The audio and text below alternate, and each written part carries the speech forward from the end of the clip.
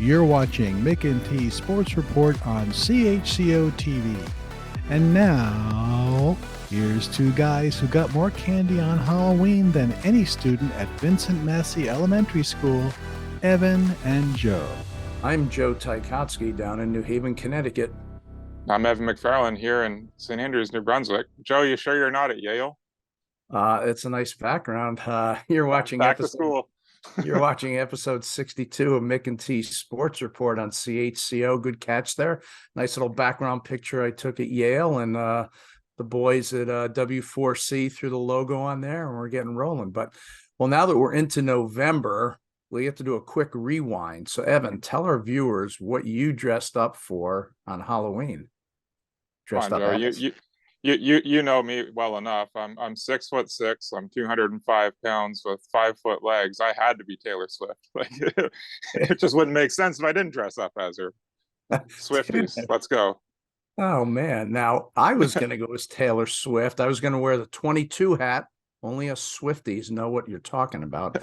But since you went as Taylor Swift, I had no choice but to go as Travis Kelce. Although growing the facial hair was definitely an issue, but tried to pull it off. Because that was your issue. Yeah, exactly. All right, continuing the Halloween theme, give me your favorite candy bar of all time. I have two. I was going to say I'm a big Mars bar fan, which is what I have right here. Wonder Bar is my favorite, but I've eaten two already this morning, so I can't even show you them. The Wonder Bar, I don't think that's even available in the U.S. Oh, it's the best. I've seen them before. All right, well, I've got being the old school co-host, I'll go with a candy bar that was discontinued back in 1978. It was called the Caravelle Bar, and it was made by Peter Paul. It was sort of similar to the 100 Grand Bar, but it was just so much better. But since the Caravelle Bar has gone to the big cavity in the sky, my other favorite is the humble Kit Kat. And even though I'm diabetic, my doctor watches the show. So you didn't see that, Doc. All right. I think that was the last chocolate bar you had when you were doing the filming for the original Willy Wonka movie, when you were looking for the golden ticket. Oh, man. Wow. All right. Well, Halloween is now over. Go the quick music spotlight here. And I would like to highlight a woman named Kaya Kater, Kaikater. She's from Montreal, and her father is from Grenada. She plays piano, guitar, and banjo. So check out her song Canyonland, and check out her website at kaikater.com. Cool. All right, time for a short break, but when we come back, we'll be interviewing an old friend of the show who's now coaching Division I basketball back at his college alma mater in the background there. You're watching Mc&T Sports Report on CHCO-TV in St. Andrews.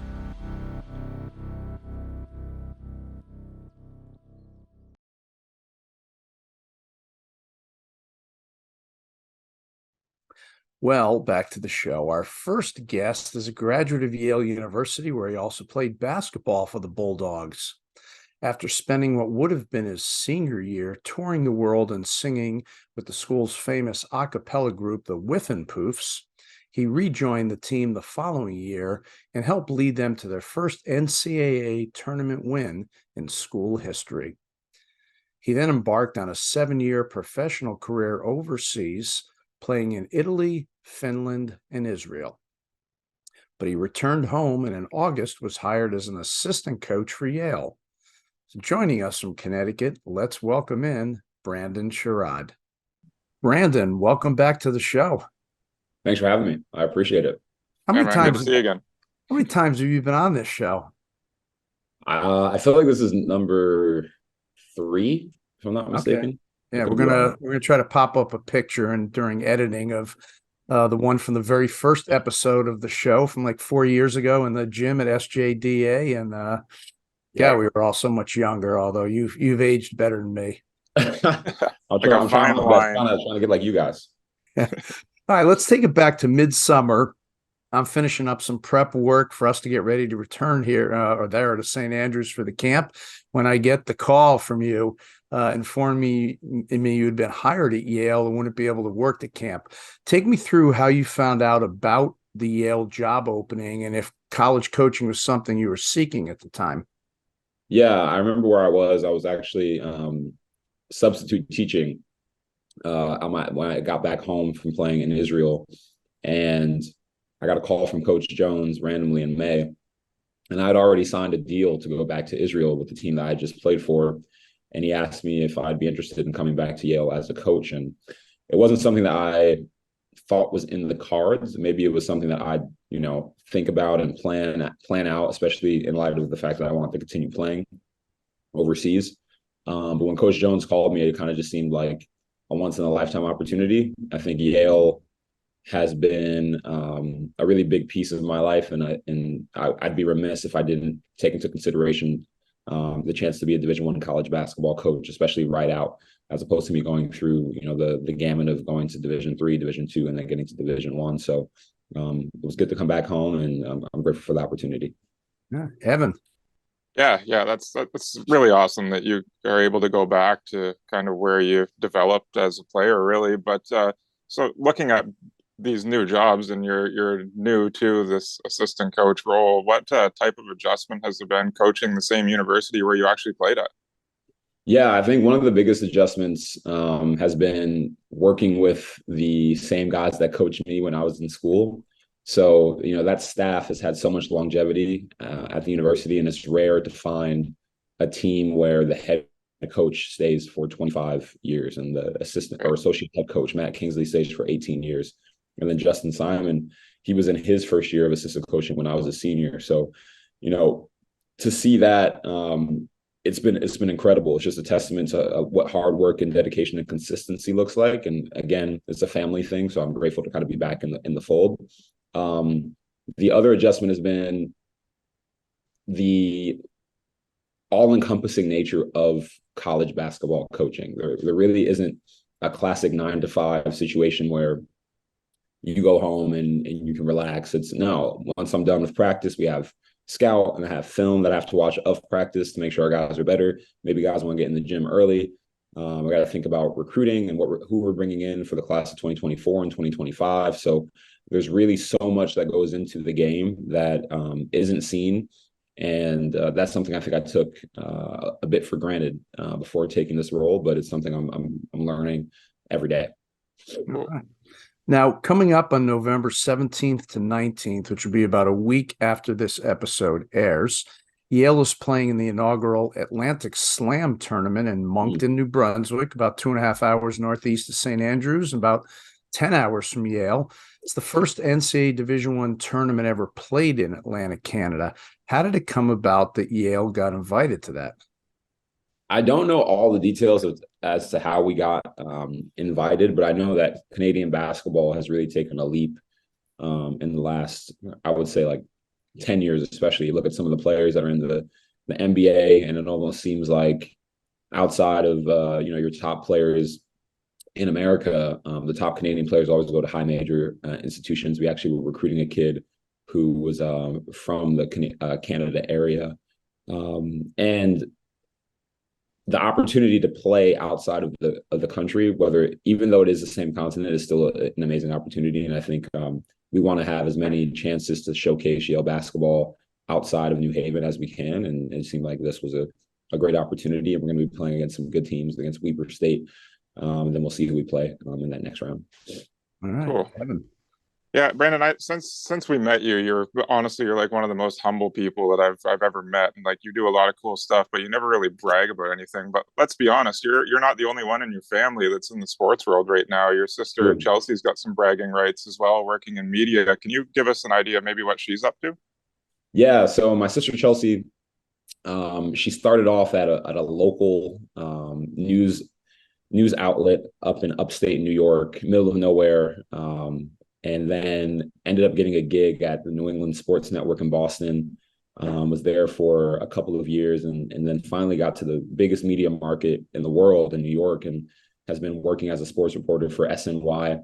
And her journey is incredible. She was a former basketball player at Albertus Magnus, and she's always found a way to keep the game close and in sports reporting is an incredible career. And she just remarks about how important it is for her to continue to champion Black women in sports, but also to continue to leverage her, her education, both at Albertus and a master's at Sacred Heart University, to be in these spaces like SNY.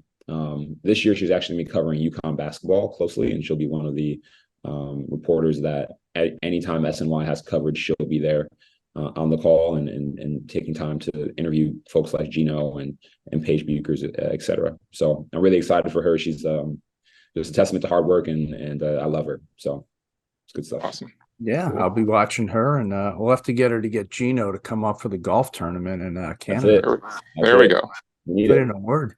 Now, I know you've always been quite the foodie, and since this is always what I call our shameless plug portion of the interview, tell everyone like a favorite place currently to get a good meal in New Haven these days.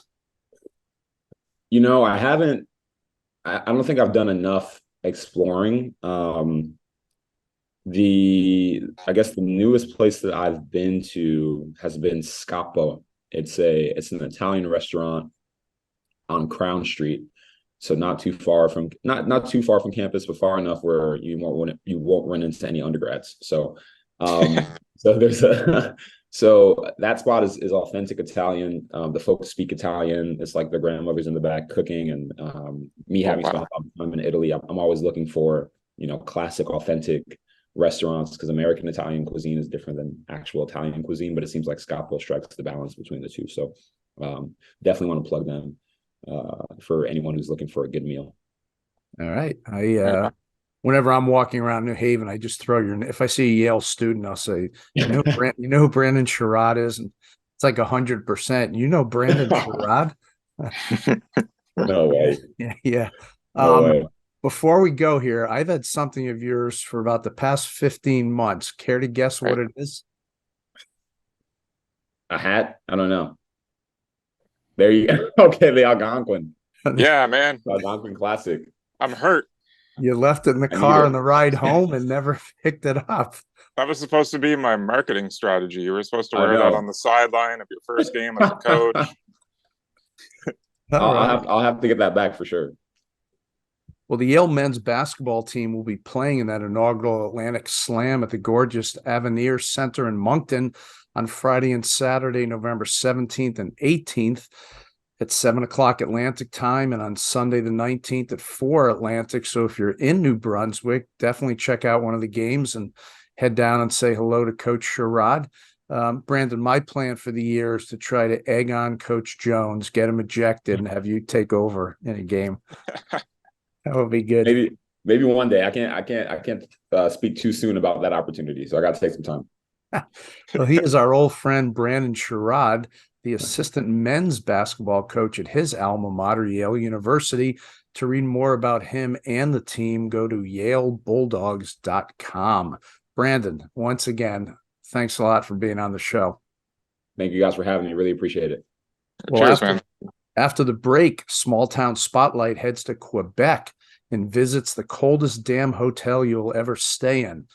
Here's where we were hoping Brandon would break out like Ice Ice Baby, but I guess it's against NCAA rules. We were going to ask you to sing the Canadian anthem, but we will not do that. I appreciate that. It's early morning vocals still got to get warmed up. So stay tuned for that on Mc&T Sports Report here on CHCO-TV.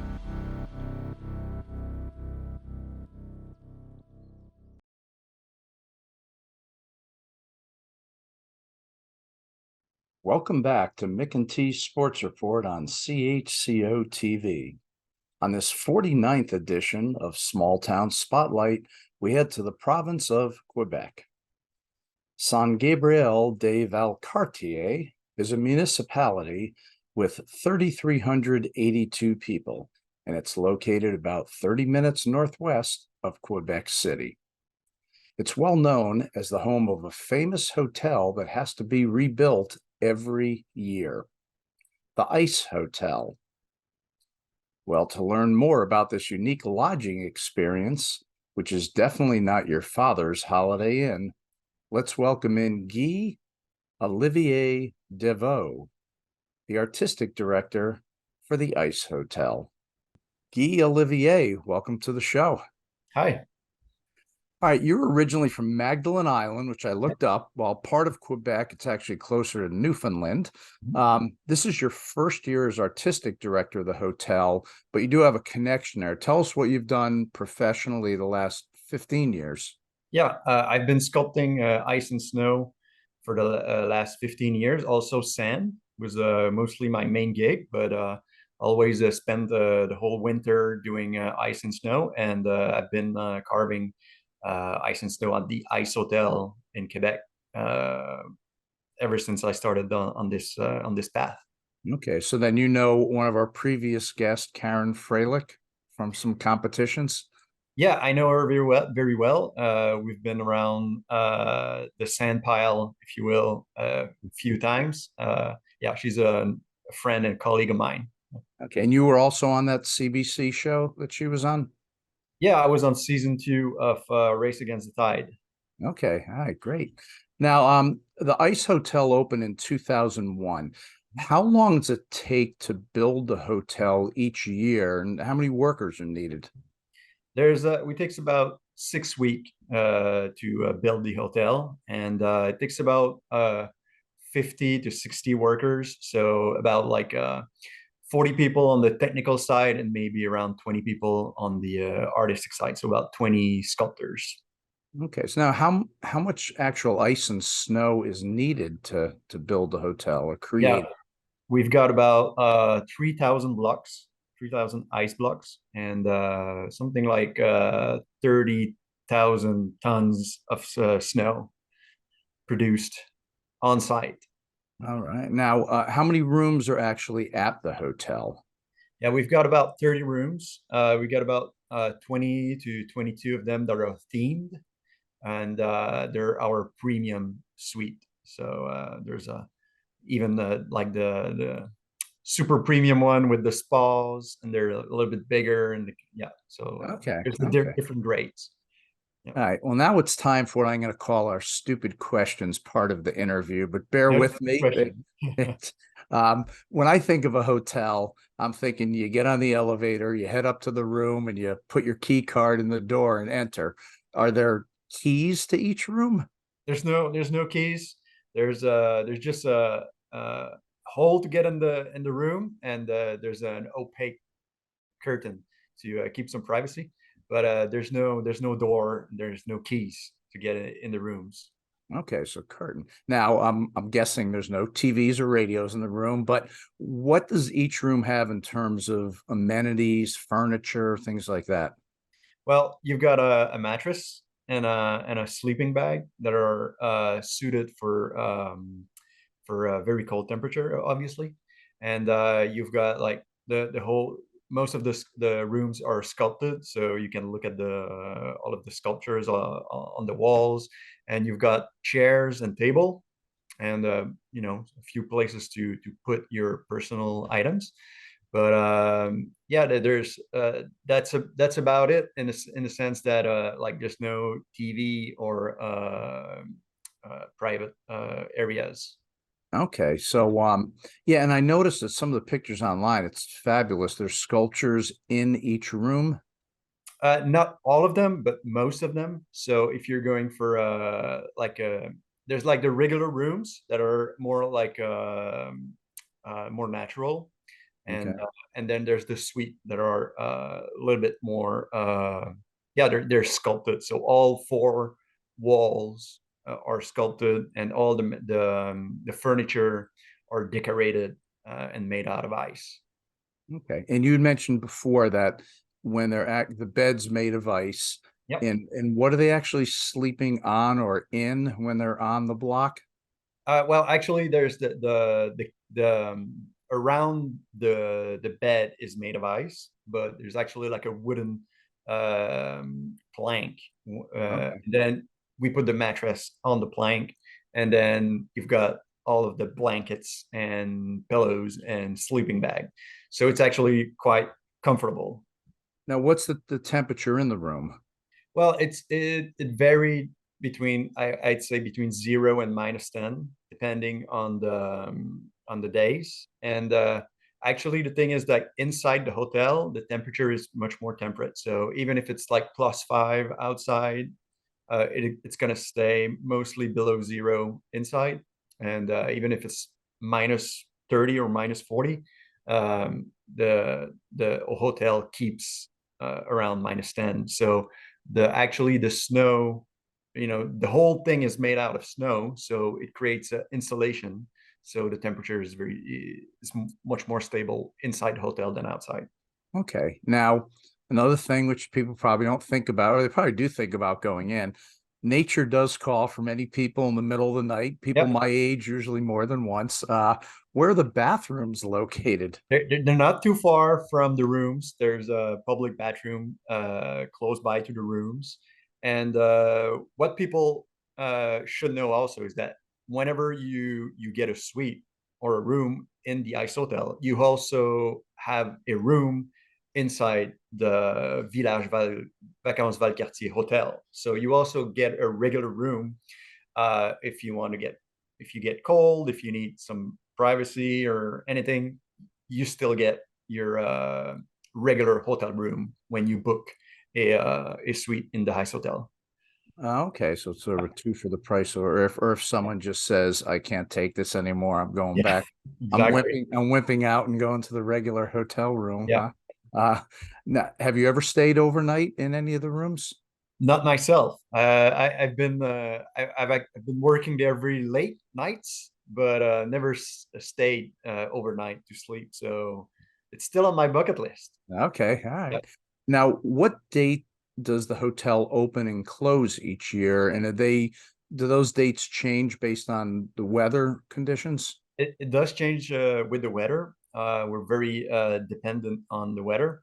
So we usually aim to open in phases. So we usually open phase 1 around Christmas. So hopefully before Christmas, but it's around that date.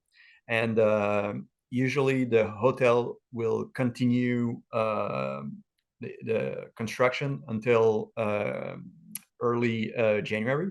So it'll be completed in January. And it stays open for almost 3 months. Okay, nice. Yep.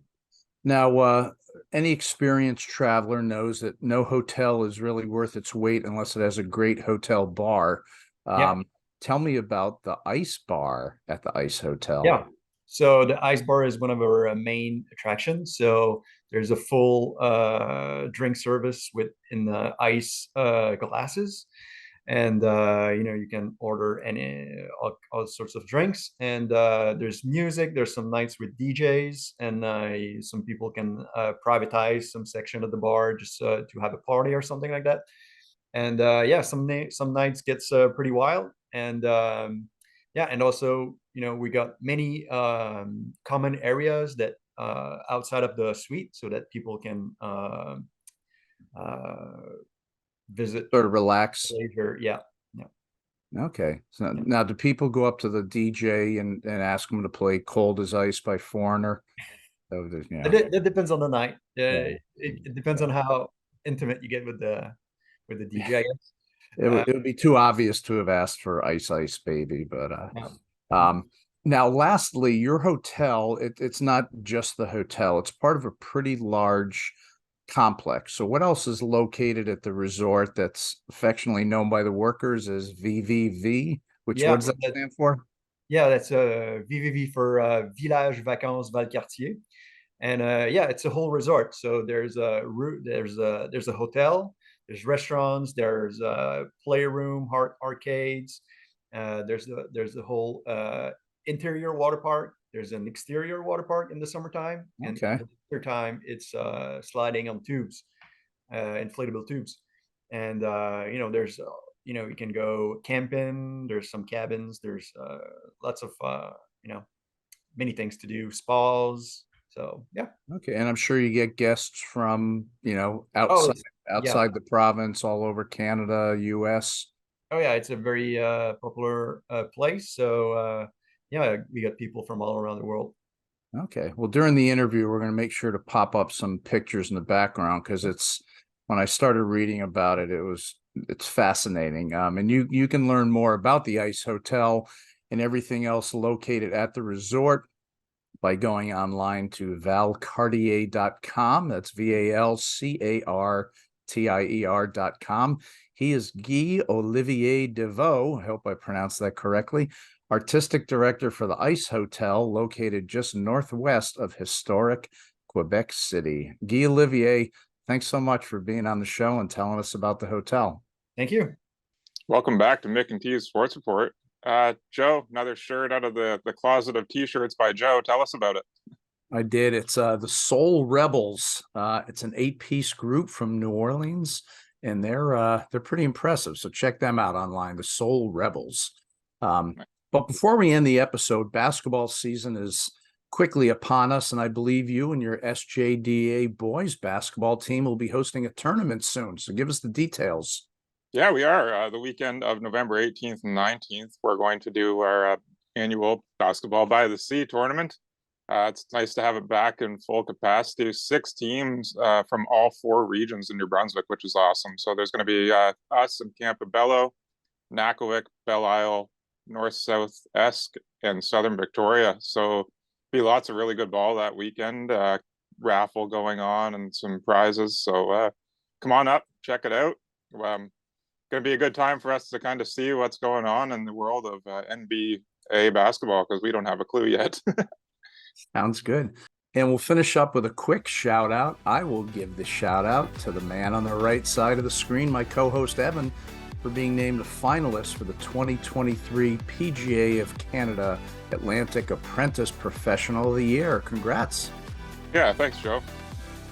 Sounds good. Well, that is it for episode 62 of Mc&T Sports Report. I'm Joe in New Haven. I'm Evan here in St. Andrews. Thanks to Patrick Watt and Florence Mitchell for being able to produce and edit a show while still listening to their Vanilla Ice playlist on Spotify. That's impressive. That's impressive. This is Mc&T's Sports Report on CHCO in St. Andrews, and we'll see you next time.